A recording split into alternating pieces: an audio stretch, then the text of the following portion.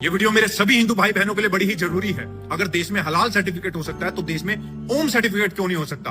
अगर देश के मंदिरों से टैक्स लिया जा सकता है तो देश की मस्जिद और मदरसों से टैक्स क्यों नहीं लिया जाता? देश एक है, संविधान एक है, कानून दो क्यों है? क्यों अब तक हमारे पूरे देश में हलाल सर्टिफिकेट के ऊपर बैन नहीं लगा है, सिर्फ यूपी को छोड़ के? आप जब कोई सामान खरीदते हैं तो सामान खरीदते समय एक चीज जरूर देखिए, क्या उसमें हलाल सर्टिफिकेशन तो नहीं लिखा हुआ है। हमने यूपी में बैन किया है, मुझे लगता है कि आज यूपी के उत्तर प्रदेश के अंदर कोई उसको खरीदने का या कोई बेचने का दुस्साहस नहीं करेगा। सिर्फ योगी आदित्यनाथ जी ने इसके ऊपर एक्शन लिया है, बाकी पूरे देश में ये लीगली चल रहा है। ना जाने दुनिया में कितने देश हैं जिन्होंने ये सर्टिफिकेट अपने देश से बिल्कुल बैन कर दिया, लेकिन हिंदुस्तान में अभी भी चल रहा है। और इसके चलते चलते इन लोगों ने 25,000 करोड़ की इकोनॉमी देश में बना के रखी है। वो पैसा कहाँ यूज होता है? ना वो टैक्स में जाता है, ना वो सड़कों में जाता है, ना वो स्कूलों में जाता है, ना वो हॉस्पिटल्स में जाता है, ना वो किसी चैरिटी में जाता है। वो पैसा जाता है मदरसों में आतंकवाद को बढ़ावा देने के लिए। वो पैसा जाता है इनको अपनी हूरों को पाने के लिए। और मैं अभी बता देता हूं, आपके घर में छोटे से छोटा राशन और बड़े से बड़ा राशन हर एक हलाल सर्टिफिकेट के जरिए बनाया जाता है। लेकिन आप आश्चर्य करेंगे, साबुन का भी हलाल, कपड़े का भी हलाल, DSLI का भी हलाल। मैं बहुत था, एक अधिकारी बोला साहब इसमें, मैंने कहा भी देखो नहीं नहीं नहीं षड्यंत्र है भाई। मैंने कहा माचिस तो झटका वाला है, आप एक झटके में लगाएंगे तो तभी आग जलेगा, आप हलाल करते रहेंगे तो कभी जलेगी नहीं माचिस।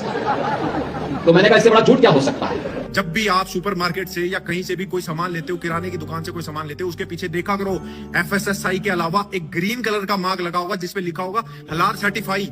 वो नहीं लेना है। और अगर वो आपको कहीं भी दिखता है उसकी वीडियो बनाइए और डालिए और उसके लिए आवाज उठाइए, क्योंकि ये इलीगल है।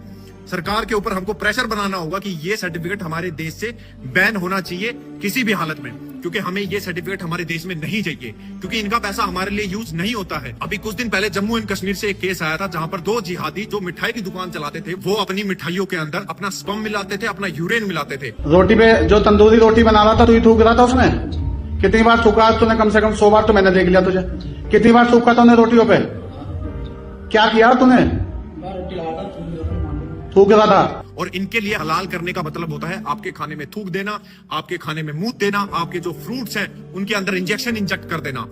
तो मेरे भाइयों बहनों, मेरे सभी देश के हिंदू वासियों, इस बात को कान खोलकर सुन लो, किसी भी मौलवी से, किसी भी टोपी वाले से कुछ सामान मत लो, चाहे वो फ्रूट्स है, चाहे वो ग्रोसरी है, चाहे वो किसी भी तरह का कोई भी आइटम है। सबसे पहले नाम पूछो, उसकी पहचान देखो, अगर वो हिंदू है तो ही सामान लो, क्योंकि हम लोग आतंकवाद को खुद बढ़ावा दे रहे हैं इनकी इकोनॉमी स्ट्रॉन्ग करके। अगर हमने एक बंदे ने ये ठान लिया कि हम किसी भी टोपी वाले से, किसी भी मूल्य से कोई सामान नहीं लेंगे, धीरे धीरे करके इनकी रीढ़ की हड्डी टूटती जाएगी और धीरे धीरे करके हमने इनके ऊपर काबू पा लेना है। इस बात को समझने की कोशिश कीजिए आप लोग।